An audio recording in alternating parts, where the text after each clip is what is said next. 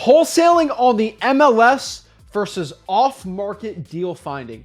Which one is better for wholesaling real estate, and which one is actually best for you so you can make the most amount of money in your wholesaling real estate business? What is up, guys? Zach in here. Rick in here. And in today's video, we're really going to break down a full, complete, detailed breakdown of how to wholesale on the MLS and how to wholesale on off-market properties and the pros and cons each and exactly which one you should be doing. We are going to make this the most unbiased breakdown we can possibly do because, I mean, you've seen it everywhere. Oh, yeah. And we have to make this video, not because we want to, but we have to, because so many people, there's a lot of real estate coaches and ads and YouTube videos out here that say you should only wholesale on the MLS. And then there's people that say you should only wholesale off market. And it's a big clash. It's a big fight, right? And we do have a bias towards one, but we are going to give you a full unbiased breakdown of both of them so you can make the decision for yourself and then break down what our opinions are on it. But so many people think MLS wholesaling is the only thing in the world, and some people think off market's the only thing. But really, I think there's a happy median to help most people out. So guys, before we get into the video, do me a favor, make sure you smash that like button, you hit that subscribe button to continue to get the best information on wholesaling today. So let's talk about on-market wholesaling or wholesaling properties on the MLS. Now, if you don't know what on-market properties are or MLS properties, this is where 95% of all real estate is done, transacted. It's just basically the public market by real estate agents listing properties for sale. Now, this is where you see the $1 million houses, even the cheap houses, but mostly these are realtor houses. Now, if you want to learn how to wholesale on the MLS, we do have a free course in our free wholesaling course. It's a course within a course, freewholesaling.com, where we'll break down exactly everything, start to finish, how to wholesale MLS properties. Let's break down the pros and cons of MLS wholesaling because we're seeing a lot of people popping out of the woodwork selling wholesaling coaching courses for only MLS properties. And this is probably number one. This is the biggest pro of MLS wholesaling, I would say in the beginning, but it sounds easy, right? That's the whole part. So if I'm going to market to the perfect audience and have the perfect product, what's happening in the real estate investing arena is they're taking the problem. The number one problem is people like getting deals and they go, hey, you can just go over to MLS. There's tons of deals over there. I'm going to show you how to do it. It sounds so perfect. And guess what, guys? We're here to break down why it's not the perfect scenario. I've been doing this 21 years. I do MLS deals, but I would never make that my number one focus point on finding good wholesale deals. Yeah, so let's talk about why a lot of people try to sell MLS, right? So the first thing people always say is wholesaling on the MLS, Zach. Think about it. Over 90% of all deals are sold on the MLS and you're only wholesaling off the 10%. That means you're losing out on 90% of the great wholesaling deals out there. But in actuality, it's a little different, right? We're going to break down in the end what that really means. But most wholesaling coaches, when they're selling an MLS wholesaling course, that's what they say. They make it seem like it's the easiest thing in the world. And that's one of the biggest pros of it. But really, wholesaling on the MLS, once you figure it out and once you do it, you're going to figure out pretty quick. It's pretty much the same amount of work as wholesaling an off-market deal. Some aspects are a lot easier, but also some aspects are a lot more difficult. So let's kind of break down the pros and cons. So the first pro of wholesaling on market properties, and I'll be the first one to tell you, there's a lot more houses on the MLS than if you're going to go find just regular off-market properties, right? Like they're just sitting there, they're listed, there's nice sexy pictures, there's a great description, you got all the data for you, there's a nice phone number, no skip tracing. The next part here is you can make more offers, right? Like you have the phone number right there, you just call, offer.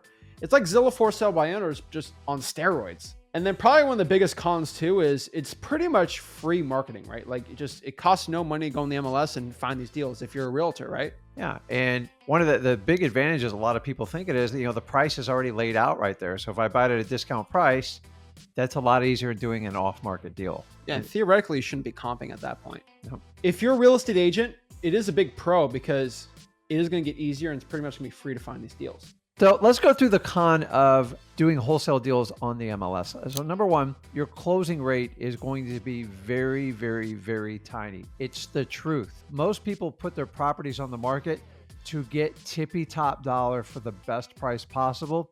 And honestly, that's not where you want to buy as a wholesaler. So right off the bat, you have to do a massive amount of quantity to even attack this strategy. You have to know that going into it. The next one is dealing with the real estate agents, what we call the EMD, the earnest money deposit. So whenever you have an on-market property, it is customary, and this is the challenge of on-market property. There's a lot of customs that you have to adhere to, otherwise they won't take you seriously. So EMD on average is anywhere from 2 to 5% of the purchase price of the house. You're not going to be able to talk your way out of this. You're not going to be able to submit some sort of fake letter. You actually have to do this. So if you're doing wholesaling with no money, this strategy is going to be really challenging, because a lot of you go, well, I'll talk my way out of it. You won't. The agents are trained for this. They don't want to waste their time. And for this reason alone, it's going to be challenging if you have no money to put down for EMD on on-market properties. And most agents are going to want 1, 2, or even 3% EMD. If you go up like $100 EMD, they're going to say no, right? And that's going to stop you right there.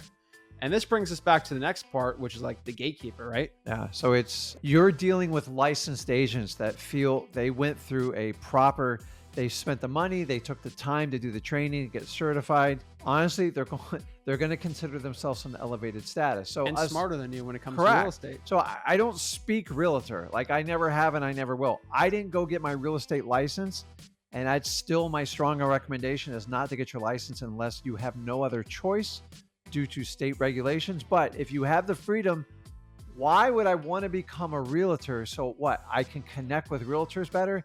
That's insane if you really think about it. The reality is the realtors are the gatekeepers. They have the relationship with the client, and everything you do and say has to be filtered through this gatekeeper. And they are programmed for one thing: highest price with the least amount of resistance. It's the complete opposite of what we teach in wholesaling. It doesn't mean that there's not deals on market, but honestly, you're trying to find the needle in the haystack, and you have to understand going into this. So this goes on to my next con is, instead of just trying to close a single homeowner, you have to close 2 people. The gatekeeper, which is the realtor, you have to get past them. And if you don't meet the requirements, and they have requirements, they are never going to move your contract along to the final say, which is the homeowner. And then remember, they have to accept your contract too. It's not uncommon to have an unreasonable realtor or an unreasonable homeowner. And if you get those both together, it's a complete nightmare. And then this is why it's going to take you so much quantity to do these deals to get one deal accepted. You have to satisfy 2 people instead of 1, so it's doubly hard. So the other factor you have to understand is control.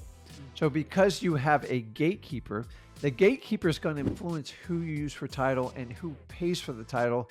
And to be honest with you, unless you follow the gatekeeper's instructions, they're going to probably not look at your contract. Like example, they want you to use a particular title company. Why? Because they're comfortable with them, because they feel that title company is going to communicate to them. Remember, they're going to do what's in their best interest. Sometimes it's for the client, but a lot of times it's for the realtor himself.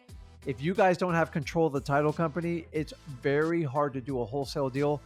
Even if you enter into an agreement with the gatekeeper and the realtor and the homeowner signs off on it, are you willing to give up all control of the title company?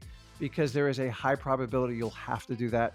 Because of this lack of control issue, it drives me nuts on market deals, and it makes it very difficult for wholesaling. And then finally, let's talk about the cash price list, what we call the FOMO, the fear of missing out. The reality is your MLS listing that you're trying to take down is a very public record. So the number one obstacle, in my opinion, is the price is thrown out there on the market. So if something's out there for $300,000 on the market and nobody bites on it, I have market data now to see what the true value of this property is, and you try to leverage it to it. But the problem is, if I'm trying to buy it at a discount and put my wholesale fee in it, it has to be a significant difference off what it's listed on MLS, or you wind up looking like a fool. Or really, what value are you bringing to the table? They'll just go to the realtor behind your back. It's a real challenge when you do that. So if that information's public, and remember, once a property goes on market, it's public. So think about the data. The price is on there, which you're always stuck with. So if you don't get a significant discount, it doesn't work. Number 2, days on market. If it's on the market forever, that's going to affect what people will pay for it. And then if it winds up being an expired listing, it's even more data. Once you put it on the market, it's set the market. The reason it goes on the market, because the market's supposed to dictate the outcome.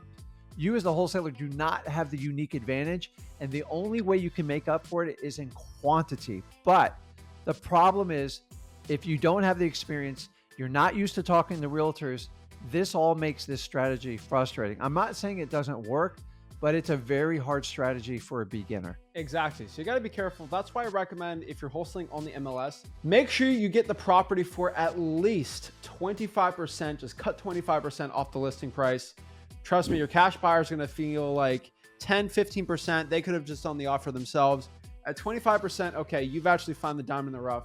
You're good to go. So let's talk about off-market real estate wholesaling, right? So the biggest pro of off-market real estate wholesaling is, I feel like this is one of the best parts, but it's like you can have a $0 or $100 earnest money deposit. There's no gatekeeper out here saying I need to put 1-2% down. I don't have to drop $3,000 on EMD. I can actually control the deal, right? And that's another big part here. I can actually use my title company that's okay with wholesaling. If I'm using a real estate agent that's comfortable with their title company, and remember, you have to go over this objection when wholesaling on the MLS with the title companies. The wrong title company will make or break your deal. We've dealt with bad title companies before where they'll call the seller and let them know that something shady is going on. Someone's making an assignment fee. Just making sure you sign this and disclose it. That could absolutely kill your deal. So the next really good part here is there's a really good closing rate when wholesaling off-market properties. This is because you're not having to close two people, right? On MLS wholesaling, you have to close the seller and you also have to close the real estate agent first. So real estate agent and the seller, it's a lot of stuff you got to do. Only close one person, and that's the motivated seller. So it makes it really easy and simple. And probably the biggest pro I can give to you is it's the free market capitalism. That is what we believe here on the YouTube channel. And what I can tell you is look at most wholesalers and if you look at every wholesaler that's making 100K, heck, let's say $500,000 per year, I would say about 95% of those wholesalers are only doing off market. So the biggest pro is you're doing what the top wholesalers do. The free market, if MLS wholesaling was this huge secret, then every single person making over $500,000 a year in wholesaling real estate, for every person that's doing off market, there would be another person doing on market MLS wholesaling only. But the truth is, for every 100 people making over 100K a year in wholesaling real estate and they're doing off market, there's probably 3 or 4 on market people only, because the free market capitalism has chosen that most wholesalers will become more successful and make more money off of off market. This is not me competing with you. Look at every single really good wholesaler you know and then do the numbers yourself. You'll figure out most of them do off market because you can talk to more sellers, you get better deals. The negotiations are so much better because you're not closing two people and you can lowball like crazy. Remember, a big con a lot of people have for wholesaling off market is you have to do the appointment and you have to do a sales thing. But here's the cool part. Because you do the sales thing, you get really deep discounts. The big pro in off market wholesaling is you're going to get discounts you could have never gotten by doing on market wholesaling. Next pro here, I can go forever. You get more respect from the seller. Me talking to a seller, hey, I'm just an average Joe looking to buy a property. A real estate agent is not going to respect you if you are not a real estate agent. It's like me talking to somebody that is a vegan. If I'm not a vegan, they're not going to respect me as much as when I'm talking about veganism. Same thing when I'm talking to somebody that's one political party. If you're not part of their political party, they're probably not going to respect you as much.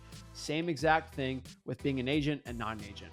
There's less competition with off-market real estate. With a lot of these appointments that we go on and we do on our team, maybe the motivated seller has dealt with 1 to 2 other wholesalers. Guys, on an off-market listing, there's probably 30 or 40 offers and agents and all these things. Yeah, and do you really want to be the person that pays the most for a piece of property to get it? The reality is, I've been doing this business going on 21 years. Less than 5% of my deals are from MLS. That's 21 years of experience. If I thought MLS was so predominant, it would probably be a dead split down the middle. And most of the people I work with across the country, it's usually less than 10%. So I want you guys to understand you have to look at the big picture. MLS seems very easy and upfront. All the data is there. It seems perfect. But the reality is you have to navigate through all these storms to get a deal. And it's very hard for an inexperienced person. And the fact if you have little to no money, it's very, very difficult. As opposed to wholesaling off market, it's a little bit more challenging up front, but when you do connect with those motivated sellers, your odds of closing that deal are very high. And then the stress is once you have a good deal and you have control, it's easy to take across the finish line. Don't mistake with what's easy up front and what's hard on the back end. I'd rather you have a difficult conversation up front and have higher success than being duped into doing a strategy where it's going to be very challenging. The purpose of this video is to let you know your options and why are people doing on market versus off market. The reality is it sounds perfect to do an MLS strategy. And if you're a licensed agent and you want to go that route and you speak that language, it might work out for you. But for the most part, if you're a regular wholesaler and you're starting with little to no money, it's a very, very challenging strategy. I will always lean to off market because you have control, you get the best discounts. And honestly, that's where most of the money is. Look at the numbers, guys, and you make a decision what's best for your wholesaling game. Exactly. So let's go to the next pro of off-market wholesaling. So the next pro of wholesaling off-market properties is the mystery of the cash buyer. The truth here is when you have a deal that is off-market, there's a little bit of a mystery of what the thing is worth, and that's going to let you be able to sell a really bad deal if it's maybe not a good deal. You can't sell a bad deal on the MLS. If a deal is listed for 100, you lock it up for 95, no cash buyer is willing to buy it. For a bad deal on off-market, there's a little bit of a mystery and you can get away with selling bad deals. I've done it before. You've done it before. We've all done it before.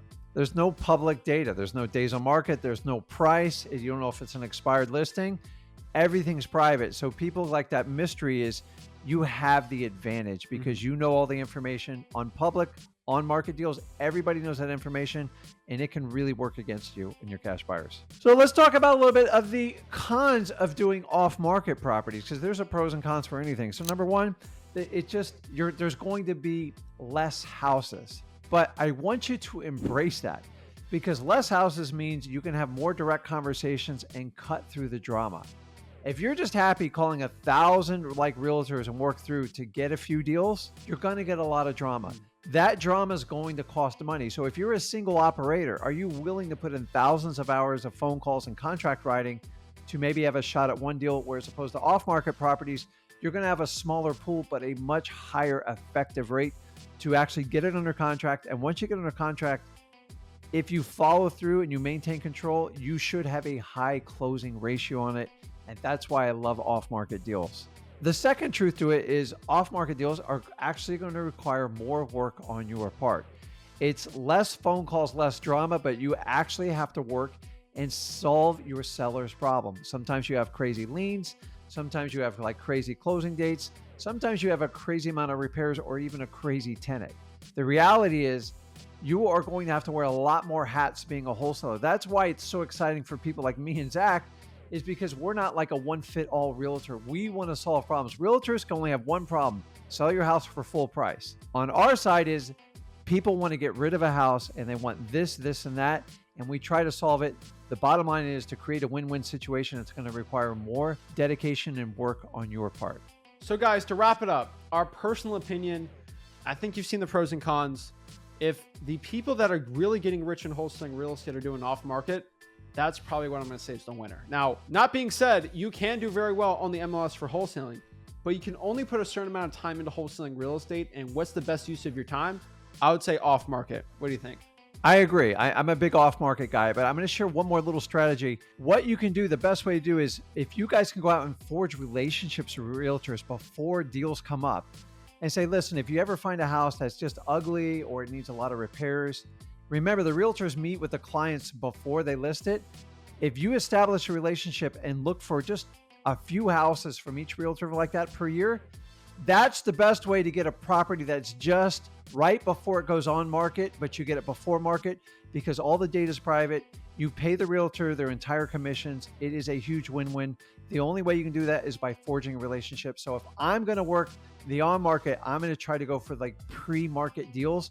And the only way you do that is by forging relationships with realtors in your market for what you're looking for. Exactly. So guys, that's what we think. MLS versus off-market wholesaling.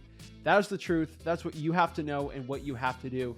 Guys, if you got any value from this video, do us a big favor. Make sure you smash the like button and subscribe. I will see you guys soon. This is Zach Ginn signing out. Rick Ginn signing out. Have a blessed one. See you guys.